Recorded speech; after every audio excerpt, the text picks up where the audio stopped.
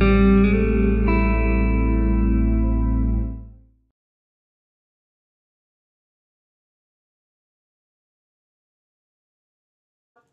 I'm Megan Foy with BookTrib.com. Today we're talking with Chris Formant, and we're talking about his book, Saving Washington, which is historical fiction about the Battle of Brooklyn during the Revolutionary War. He is the former CEO of Verizon and the current CEO of Sky Kodak. The novel releases on February 19th, and we are all very excited to see it on the shelves. Anyway, let's get down to it. Saving Washington came about in kind of a serendipitous way. I was looking at the paper one day, actually it was online, version of the Baltimore Sun, and there was about a one-paragraph announcement of a wreath-laying ceremony in Prospect Park in Brooklyn. And it was commemorating the Maryland 400 who saved America. I don't know, I've never heard of this, and I live in Maryland. And my kids live in Brooklyn, right around Prospect Park. So it's kind of coincidental. I Googled it, and all of a sudden this whole story kind of unfolded before me. It hasn't been written that much about. Lately, there have been a few more books that are out about it, but there really wasn't much written about, first about the battle, because we lost badly, and then secondly, about the Maryland 400. And, the more I got into it, the more I realized that these were America's 300 Spartans, and other people have called them that. These 400 teenagers, if you will, many of them lightly trained at the time, withstood an onslaught by a vastly superior and outnumbered, British professional, soldier war force, and actually charged them and attacked them 6 times. Only 8 of them got out. The majority were killed. The rest of them captured. And it's been lost in history. And the irony of it is that if they hadn't done that, about half of the Continental Army would have been captured or destroyed, and Washington himself probably would have been captured. And this took place 6 weeks after the signing of the Declaration of Independence. So the revolution would have been over. The British had sent over about 30,000 troops, and this was the most feared army in the world. This was an army of mass destruction at the time. There was nothing close to it to quell this revolution finally, and they also added thousands of Hessians who were paid mercenaries who were paid by body count. They were sent to the colonies along with 475 ships, the largest fleet since the Spanish Armada, to block the harbor at New York and choke off the economic engine of the colonies. So they were determined at that time to quell the uprising and revolution and to capture and destroy the army. So it couldn't be more dramatic. And all of this was lost. And, I'd never heard about it. And I'd asked people and, finally started probing on it and meeting with historians, and the story kind of unfolded. And I thought a very novel way to tell the story would be through a historical fiction, historical novel, because there wasn't much written about it. So I was going to have to basically create the story other than some very specific events. And I thought a unique way of doing it would be to tell it through the eyes of 2 teenagers, because teenagers fight the war. So how they matured, from sort of happy-go-lucky teenagers to, battle-tested war veterans. So that's the story. So how much research and effort would you say went into the creation of this novel? Quite a bit. Writing a historical fiction where you're trying to navigate between fact and fiction is even harder. Yeah. And I did take some liberties with the book to kind of conflate the story and move some things around so it would move faster. But I did quite a bit of research. I read everything I could find about it. A lot of them conflicting, as you might suspect, with something that happened, 300 years ago. And I was able to enlist the executive director of the Army War College in Carlisle. And so, I visited with them. They enthusiastically supported it. In fact, the foreword is by Mike Perry from the Army War College. And West Point supported it. And so, I got a lot of military historian support for it, and they kind of liked the idea. I mean, we would argue back and forth about, whether this was accurate, inaccurate, but they realized it was a fiction, and so they tried to keep me, reasonably honest. The type of weapons, how they fought the war, what they wore, what they ate, all that sort of stuff, and to make sure that even though it's written in a style that's more current, that you would get the flavor and the atmosphere of what it was like back then. Excellent. The main characters are teenagers. Why did you choose that specific lens and not an older character? Yeah. The two main characters, in fact, the main character, Joshua Bolton, is 19 years old, and his support character, or the second main character, is Benjamin Wright, who was born a free black man. Who actually his mother worked for the Boltons, cook, housekeeper, and Ben and Josh grew up together, so they were best friends, and so they ended up enlisting. One of the reasons, when I first started writing the story, it wasn't from the point of view of Josh or Ben. And I had a conversation one day with Mike Perry at the Army War College, and I posed this question to him. I said, Mike, I was always taught that the revolution was because of taxes, taxation without representation. And he goes, yeah. And he goes, but teenagers really are the ones who fight wars. It's usually people from 16 at that time, 15, 16 to maybe 21. They were young adults or teenagers that fight every war. I said, there isn't a teenager that's going to go on a suicide mission and sacrifice themselves for taxes. I said, what was going on at the time? And so, but he said at the time, America had this ideal of American exceptionalism that was driven by French philosophers. And also, they were preached on Sundays that this was a new Jerusalem, that they had come here and this was a new world and they were coming to create. And it wasn't just the empty words. I mean, they felt this. They felt that this was, and they also felt that they had a obligation, a God-given obligation to rebel against anyone that was corrupt. It was sort of the thinking at the time was it was more like the Greek or the Athenian virtuous citizen. So they had all these things going. The merchants underwrote the war. So taxes are obviously important to them. There wasn't any standing army. You had a lot of militias in each of the states. And the core nucleus of the Continental Army came from, merchant finance soldiers, so they're the ones that were losing the most. And so, they kind of wrote history, but it was sort of a confluence of, the taxes that the merchants hated, obviously, the sort of French philosophical influence at the time, all the lawyers who said this is crazy. And then even more than I ever thought, this was just new to me, that the religious influence and the impact that all the pastors and priests would have on Sunday. And so you can imagine if you're a teenager, you're being bombarded with all this stuff. And they were heavily influenced. Some of them enlisted because of the adventure, some of them because they wanted the money, but a lot of them enlisted because this is something that there was a furor that was created among the young people. And so that's, he told me that this was the closest thing to a jihad that we've ever had in the United States.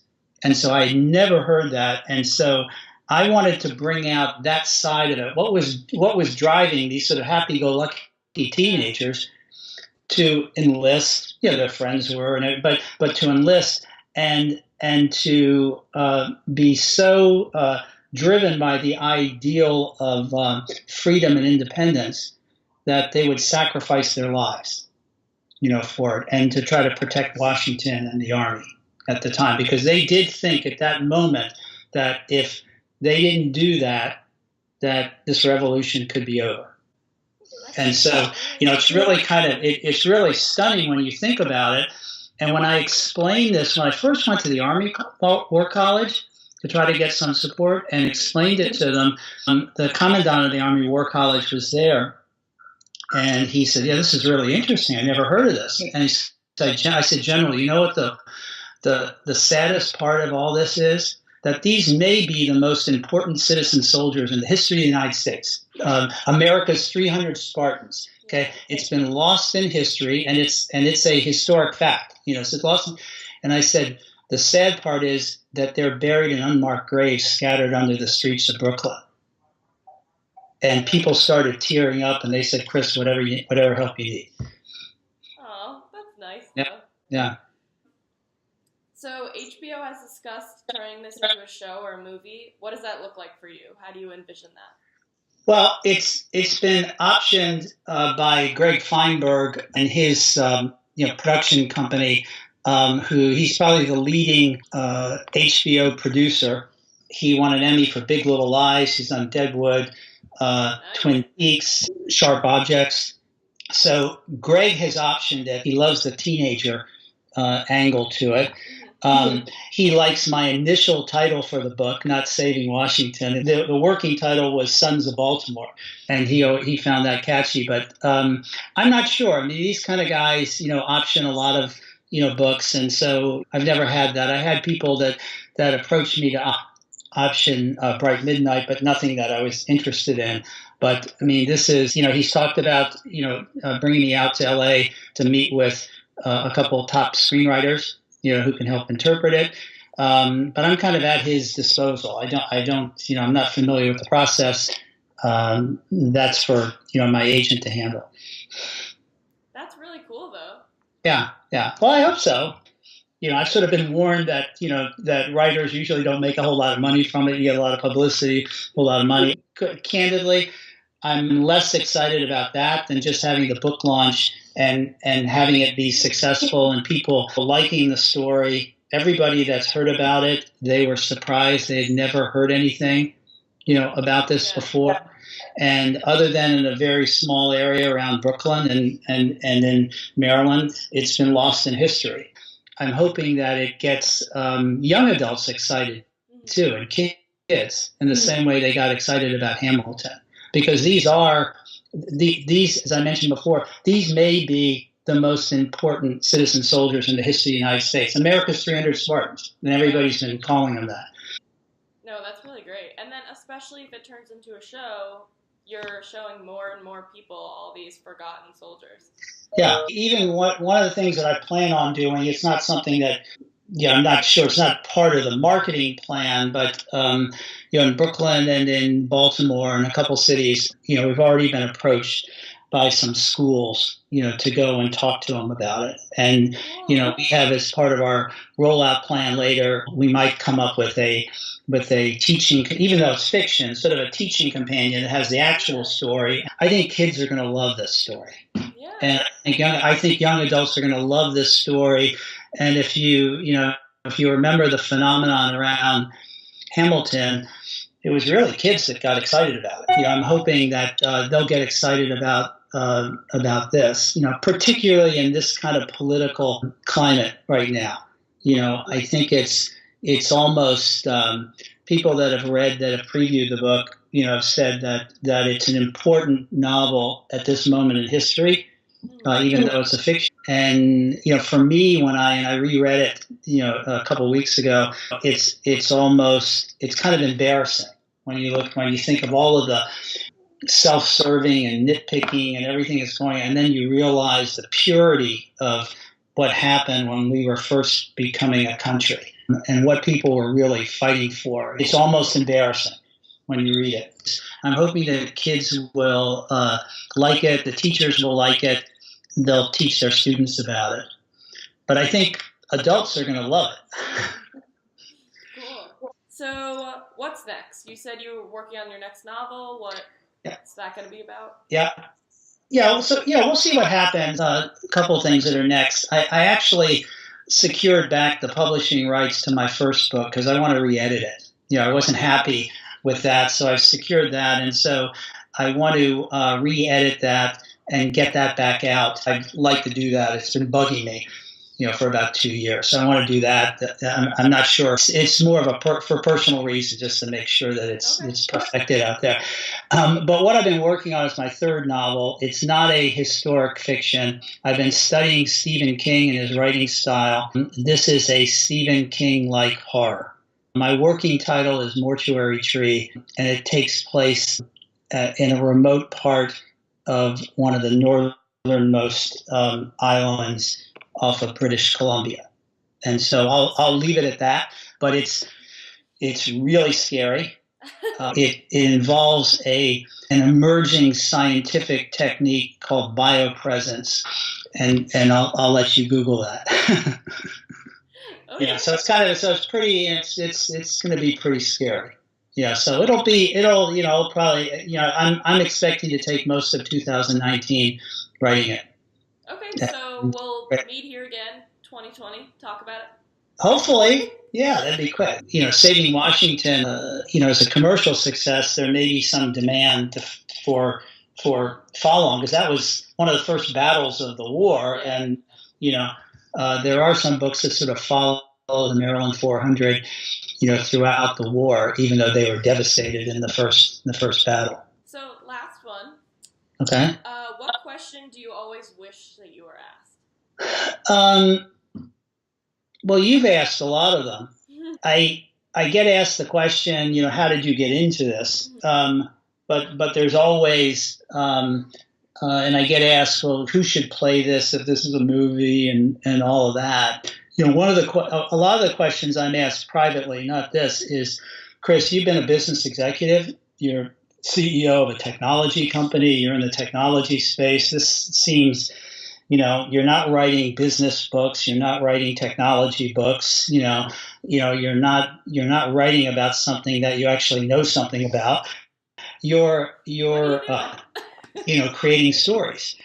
And while I think some of the storytelling bug comes from being a senior executive for so long, and you have to tell stories, you have to explain complicated strategies simply so people from the top of the organization to the bottom understand it. That's just to get people motivated.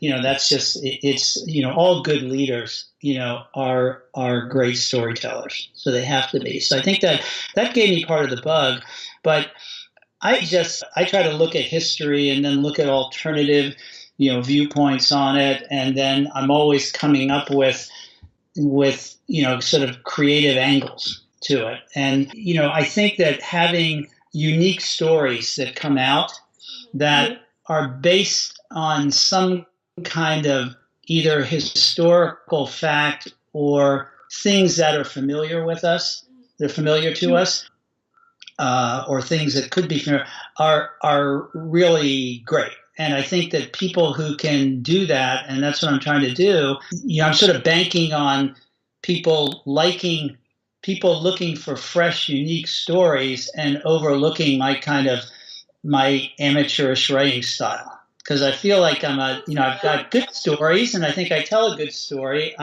It's going to take me a long time to become an accomplished writer, like many of the people that you interview. I think it's a craft that takes a long time to develop. The second, I learned so much on the first book that I could apply on the second. Already going through the process now, I know, I can apply it to the third. So I think you improve in your own way over time. As I mentioned, I've got a basket full of these stories that I'm anxious to tell. And I think that whenever I tell people some of the premises, they think, oh, that's cool, you should write a story about it. And so this happened my whole life. And so I finally said, okay, I'm going to write stories about this stuff, because maybe some people would like it. So, yeah. All right. Well, this has been Chris Formant. His latest novel, Saving Washington, is available for pre-order, but it releases February 19th. Chris, it was great talking to you. Oh, good talking to you, Megan.